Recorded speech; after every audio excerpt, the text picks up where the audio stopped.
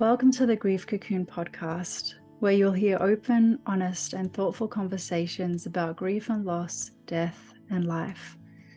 This podcast was recorded on the sacred and sovereign lands of the Woiwurrung and Boonwurrung Wurundjeri people of the Kulin Nation.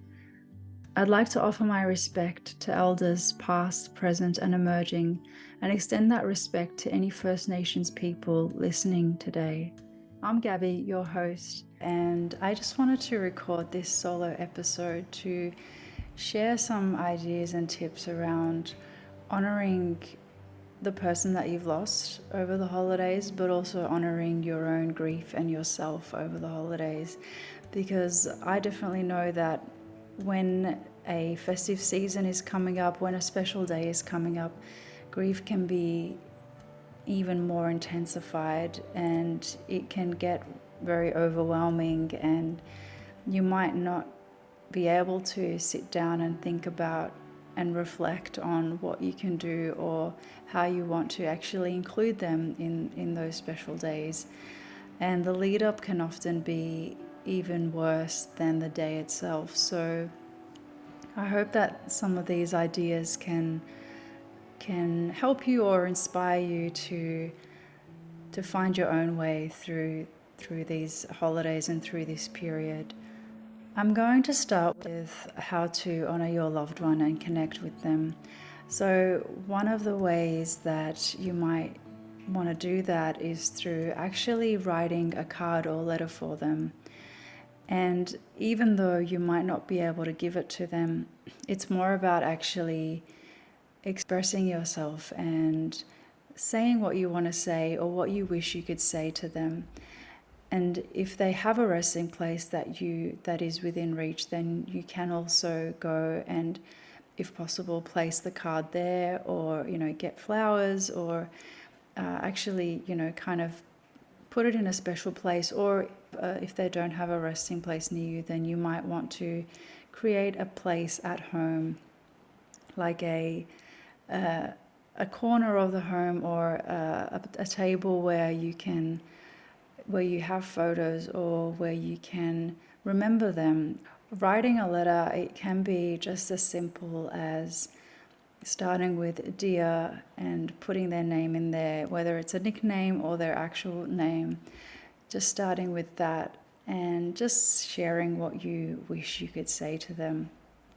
It's a really powerful one that you can do at any time of year, but I think sometimes, I've done it with birthdays or Mother's Day, for example, for my mum, where I've just, even though she's not here physically, I've wanted to give her something or to share something with her. And so it doesn't matter how old they were or whether they were old enough to read, or whether, it doesn't matter what the circumstances were. You can always write a letter to them and share what you're feeling, and whether it's that you wish they were here or wish they were there for this special occasion, or the things that you miss about them, or even sharing maybe some happy memories that you remember from past years. So it could be if they were part of this particular special occasion in previous years, then you can write I remember, start with I remember, and write down the memory that you had. And it's a really beautiful way to just capture those memories, and to also just sit in that reflection space and to communicate with them. A second way that you can honor your loved one is to buy something for yourself or for someone else on their behalf.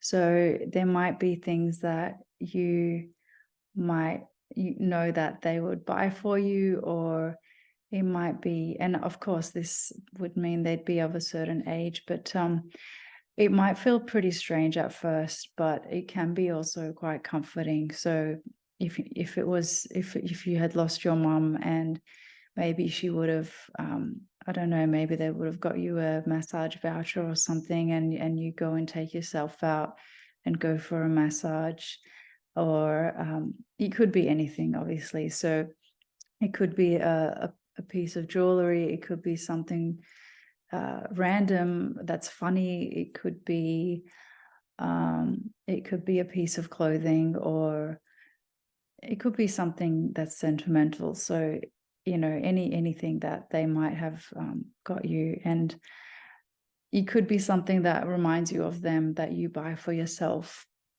Or it might be that there's younger children in the family that you think they would have bought something for, whether it's grandkids or nieces and nephews, or, just people that they cared for. You could also buy a gift for them on your loved one's behalf. Another way you can honor them is by donating to a cause in their name, whether it's related to how they died, or whether it's related to just something that they were passionate about while they're alive. Donating could be a way to, I guess, not only give back, contribute to society and to other people that are dealing with whatever cause it is, but it could be also a way to keep them alive, and to keep their memory alive, and to keep their legacy alive. Because it's really, I guess, important to keep finding ways to acknowledge them if you do want to keep them alive. There might be also people that you've lost that were maybe harmful to you that you don't want to acknowledge, but then I guess this is more for people who have lost someone that they really want to carry forward with them. And so donating to a cause can be a really lovely way to keep their legacy going, and to keep their name alive, and to contribute also back to a certain group of people, or to a community or society through donations.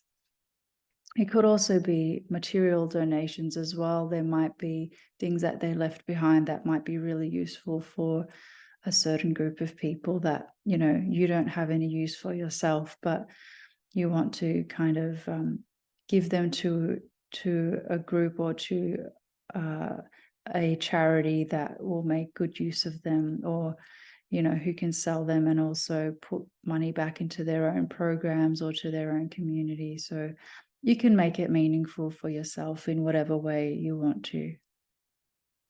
Talked about writing a card or letter to them. I've mentioned buying something on their behalf, and also donating to a cause in their name. Another way that you can honor them is by lighting a candle for them, or creating a ritual to acknowledge them. So, again, going back to the card thing, you might create a small space in your home where you can go to remember them, or to maybe say a prayer, or to talk to them, to have pictures, whatever it is. And in that same place, you might also light a candle each morning or each night. You might light incense, or you might put certain things there, like flowers, whatever it is.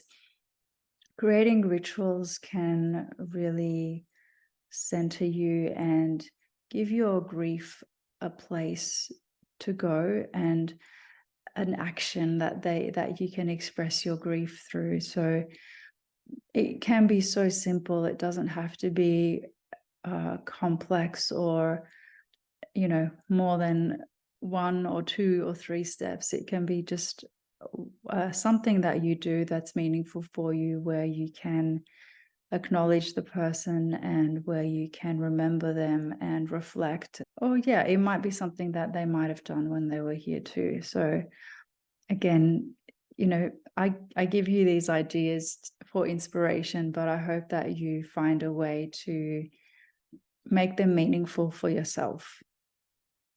That was about creating a ritual. The second last one is wearing an item that connects you to them. So if there were adults, and luckily if you were the same size or something, you can wear their own clothing. But it also applies if it's a certain color, an item that's a certain color that, might have been their favorite color or that reminds you of them. Or it might have been a particular pattern, or it just, yeah, might be connected to them in a different way, or it might even be something that they bought for you.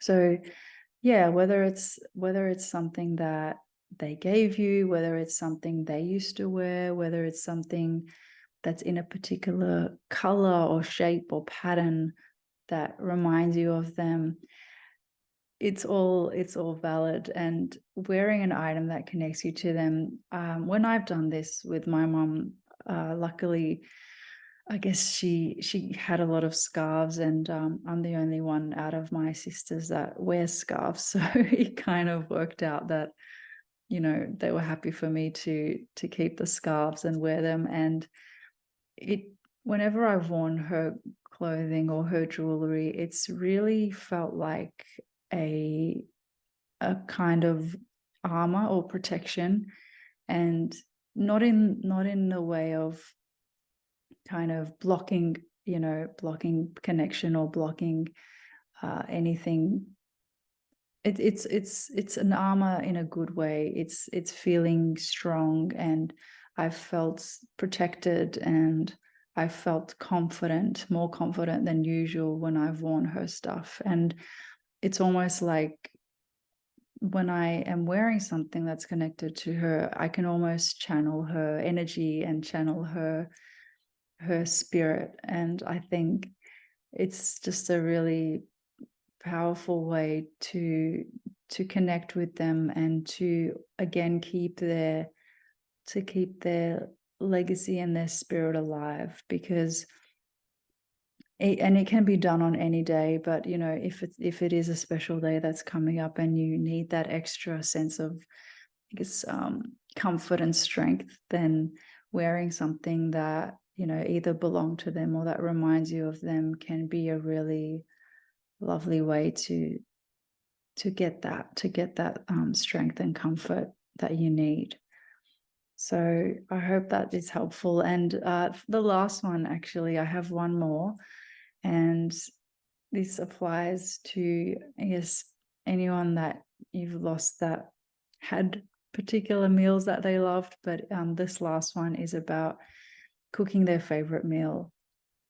And this might not always be possible, but if you're going to celebrate something, or if it's a season where they might have cooked something, or you can cook something to share with others, whether it's family or friends, then you can think about whether they had a particular meal that they loved, or a particular meal that they cooked that you loved eating, um, whichever way works. But cooking a meal that they loved can be a really,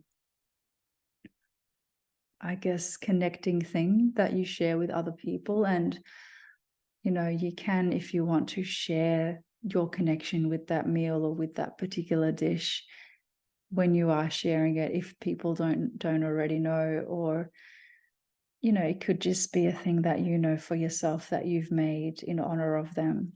So I think it's a really beautiful way to remember them, and to acknowledge them, and to carry them, and to include them in whatever occasion you're celebrating. So yes, so those are the 6 that I wanted to share. So we've got writing a card or letter to them.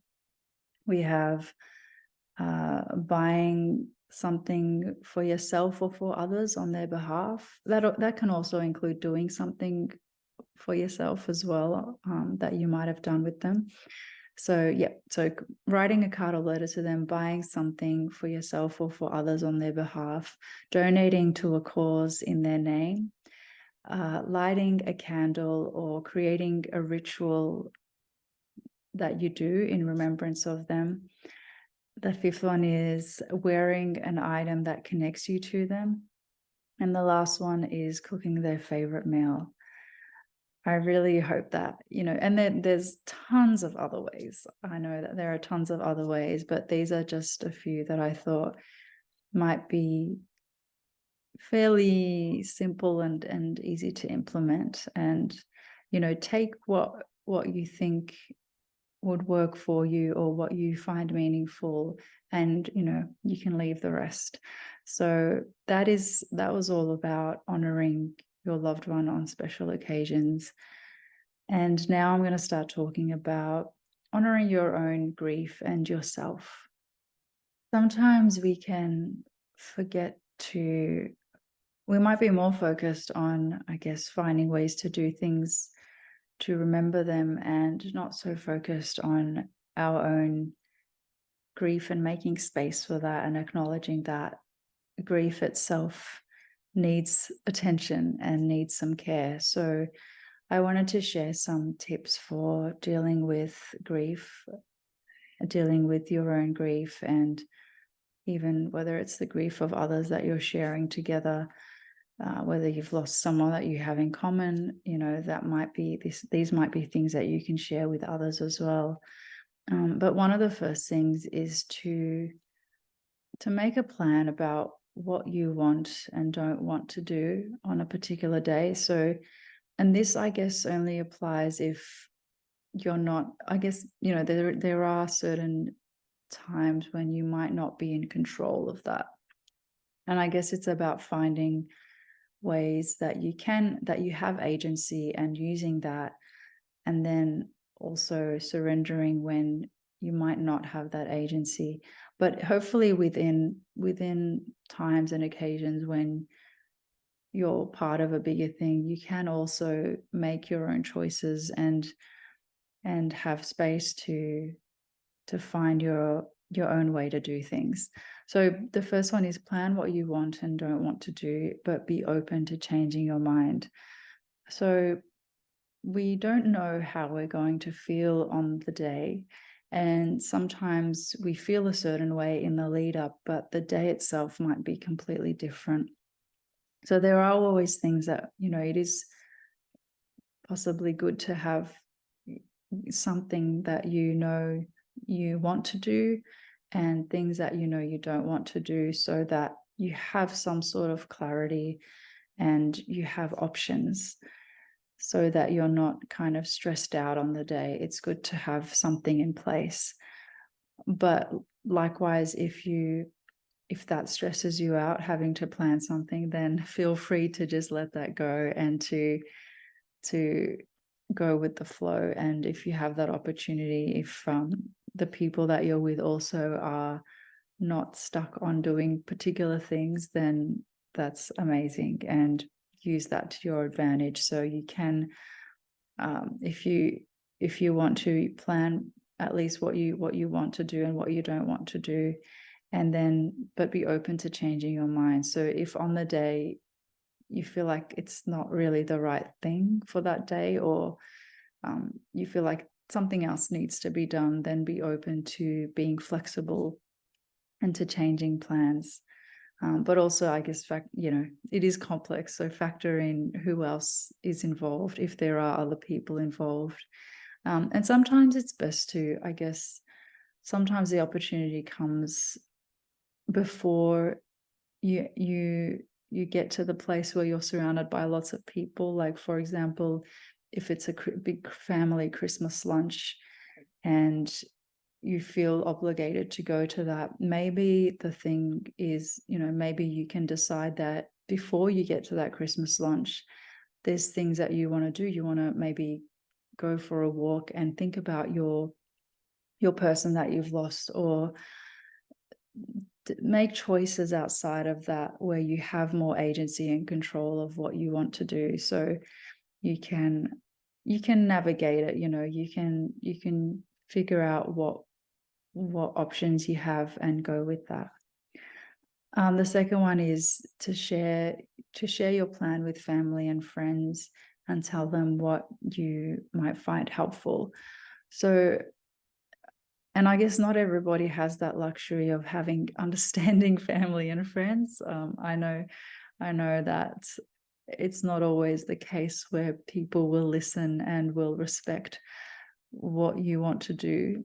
But if you do have that, if you are in that position of having people that will listen, then you can share your plan and let them know in advance that this is what I'm planning to do, and and let them know if there's anything that you might like from them, whether it's on the day or beforehand.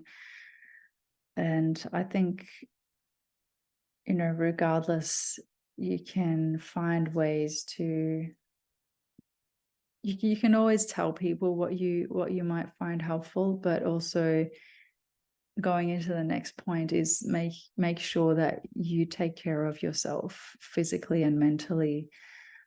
And so regardless of the response of others, make sure that you're doing things that are good for your own self-care and for your body and for your mind and for your spirit as well. So try and eat well and try and get some sleep.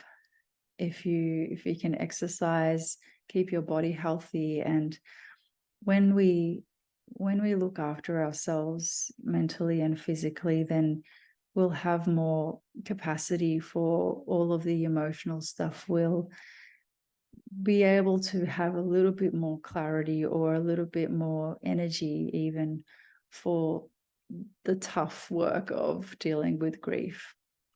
So please do take care of yourself mentally and physically. Try and eat lots of fruit and vegetables, or the things that your body needs. I guess if you have any allergies or any intolerances, then we can work around that.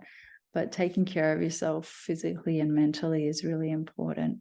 And if you have a mental health professional or a therapist that you see, use them and actually talk to them about what's going on, and share your concerns around an upcoming holiday or special occasion that's coming up. And they might also have particular things or tools and resources for you to use.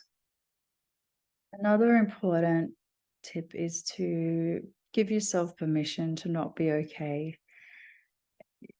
Free yourself from those expectations. And likewise, if you are okay, let that be fine too. Don't judge yourself for not feeling sad enough or for feeling too sad. Either way, just be true to what you're feeling and be okay with that, and try not to judge yourself, because grief is full of ups and downs. It's full of unpredictability. It's not linear. There's no steady progress that we make, towards a particular finish line. It's more of a journey, and it's more of an unclear path, I guess you could say. And one thing that we can do is just to develop self-compassion, and to be kind to ourselves, and to be gentle when we're not going as well as expected, or when we are feeling better and we think that we shouldn't be feeling so good. I think it's not very helpful when we judge ourselves for the way that we feel, whether it's feeling emotions that are quite heavy, or whether it's feeling better and more light. Either way, all those emotions are valid, and there will come a time when that will change as well. Everything passes. Our emotions are temporary, so none of them will last forever. So whether we're feeling, if you're feeling good, then you can appreciate that and feel grateful for that, and revel in that. And if you're feeling heavy and feeling more emotional, then also know that that won't last forever, and that there will be times and days where you will feel better. And it is easier said than done, but trying not to have expectations around how you should feel is something that takes practice. It's something that we need to be consistently conscious of, that the reasons why we might be judging ourselves, we might not even realize that we've expected ourselves to feel a certain way. But developing self-awareness around that can be really helpful. And the last tip I have for honoring your own grief and yourself over the holidays is just to express yourself and express how you're feeling in a creative way, whether it's writing, whether it's drawing, whether it's moving, whether it's even coming across other people's work, like other people's art, going to see artwork, going to listen to music or listening to music at home. It doesn't always have to be an active process, but engaging with something, with a creative activity or with a creative work can really help us understand how we're feeling and also reflect to us how we're feeling and make us feel less alone. So if you and you don't have to be an artist, it's more about the process of releasing how you're feeling and releasing what you're feeling, and that in itself is very therapeutic and cathartic. So whether it is writing, journaling, or it could be even exploring a new natural environment, like hiking, or it could be just listening to music or attending an art class. Just finding a way, a creative outlet for your own feelings can be really useful. So I hope that you found these helpful. So I'll just go over them again. The first one is plan what you want and don't want to do, but be open to changing your mind. The second one is share your plan with family and friends and let them know what you might find helpful. The third one is take care of yourself physically and mentally, and I would also add spiritually. The fourth one is give yourself permission to feel however you want to feel, or to feel however you do feel, and free yourself from expectation. And the final one is express yourself and how you're feeling in a creative way. I really hope that you find some inspiration in this episode, and that you pick what you feel, what you resonate with, and if it's something new, then just give it a go. And if it doesn't work, then it doesn't work for you. If it does, then you can add that to your box of tools. And grief is often, I think, dealing with grief is often a process of trial and error.